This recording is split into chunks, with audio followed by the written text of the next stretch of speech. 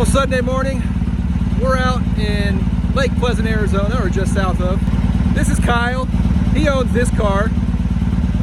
This might kind of put everything together as far as we met a guy, we bought a whole bunch of cars from him. He had a Class 11 race car. Well, this is the car, and it's fresh out of paint and body. You might notice this nice little paint scheme and stickers. It was kind of inspired by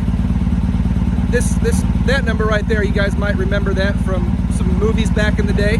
Anyway, we thought it would be a pretty cool play to take that number and kind of decorate the car like Herbie. It ought to be a big hit on the race course, but I don't know. I think the car is kind of might be missing something. There, that's better. I think we can call this thing done now. What do you guys think? We need one more? You think we need one more? All right. We'll get one more. There we go. This thing's looking just awesome.